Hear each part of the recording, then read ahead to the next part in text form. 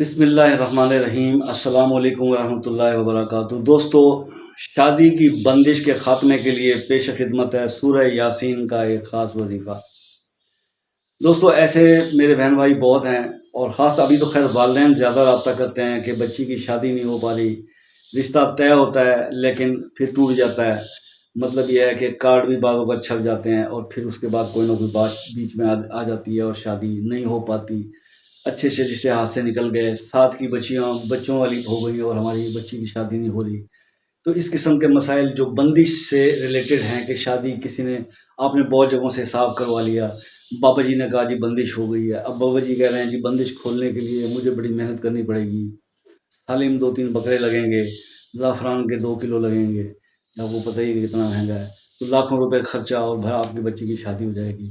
یہ سب چیزیں سنا کے آپ جب آ چکے ہوں، تھک چکے ہوں، ہار چکے ہوں، تو پھر اللہ پاک کے کلام میں سے سورہ یاسین کی ایک آیت، تو اس کا آپ کو عمل بتانے لگا ہوں، نوٹ فرما لیجئے گا اور ایک ذہن میں رکھیں کہ پھر وہی بات ہے، ہم سب مدد کس سے مانگتے ہیں؟ اللہ پاک سے مانگتے ہیں۔ اللہ کے کلام کو پڑھنے کا مقصد بھی یہی ہوتا ہے کہ اے اللہ، آپ ہم سے راضی ہو جائیں اور ہماری مشکل کو ٹال دیں۔ اللہ ہی مشکل کشا ہے، اللہ ہی ہر چیز پہ قادر ہے۔ اللہ جب چاہے انسان کے بخت بدل سکتا ہے، تقدیر بدل سکتا ہے، رکاوٹیں ہٹا سکتا ہے، اور وہ جو بھی چاہے وہ کر سکتا ہے۔ تو اللہ جو ہے، ان اللہ علی کل شیء قدیر، اللہ ہر چیز پر قادر ہے، اور یہ ہم سب کا ایمان ہے۔ ہمارا توکل بھی اللہ پر اسی طرح سے اسٹرانگ ہونا چاہیے، ہمارا گمان بھی بڑا اچھا ہونا چاہیے اللہ کی طرف سے۔ تو اللہ پاک جو ہے یہ فرماتے ہیں قرآن پاک کے اندر کہ میرے بندے، تو میری رحمت سے مایوس نہ ہو، اور مجھ سے تو جیسا گمان کرے گا میں ویسا معاملہ تیرے ساتھ کروں گا۔ تو اللہ کے ساتھ ہمیشہ اچھا گمان رکھیں، مایوسی بالکل نہ کریں، اور اللہ کے کلام سے کے ذریعے اللہ سے مدد حاصل کرتے رہیں، توبہ طائب بھی ہوتے رہیں، گناہوں سے معافی بھی مانگتے رہیں، صدقہ خیرات بھی کرتے رہیں۔ اگر یہ سب چیزیں آپ کرتے ہیں، اس کے باوجود بھی یہ بندش، یہ رکاوٹ اس طرح سے پیش آ رہی ہے، تو پھر آپ کو میں سورہ یاسین کی ایک آیت کا یہ عمل جو ہے وہ بتانے لگا ہوں، ہدیہ کرنے لگا ہوں۔ اس کو سمجھ لیجئے، سن لیجئے، اور اس پر عمل شروع کر دیجئے۔ انشاءاللہ دیے ہوئے ٹائم فریم کے اندر ہی آپ کے بچوں کے شادی میں، یا آپ کی خود کی اگر شادی میں کوئی رکاوٹ ہے وہ ہٹ جائے گی، اور پھر اس کے بعد خوشخبریاں آپ ہمیں سنائیں گے۔ تو عمل کچھ یوں ہے کہ سورہ یاسین کی آیت نمبر 36، آیت نمبر 36، سبحان الذی خلق الازواج کلھا مما تنبت الارض ومن انفسہم ومما لا یعلمون۔ یہ آیت نمبر 36 سورہ یاسین کی، یہ آپ نے پڑھنی ہے۔ پہلے اس کے لیے آپ نے عشاء کے بعد 2 رکعت نماز جو ہے وہ ادا کرنی ہے، نفل برائے حاجت، یہ آپ پڑھ لیں گے، اور اس کے بعد پھر آپ نے اس آیت مبارکہ کو اول آخر 11 بار درود شریف کے، اگر آپ نے یہ عمل کرنا ہے 40 دن کا، تو آپ پڑھیں گے 1100 بار، یعنی 11 تسبیحیں اس کی پڑھیں گے، اور اس کے بعد آپ نے 11 بار آخر اول درود شریف پڑھنا ہے۔ 40 دن کا عمل ہے۔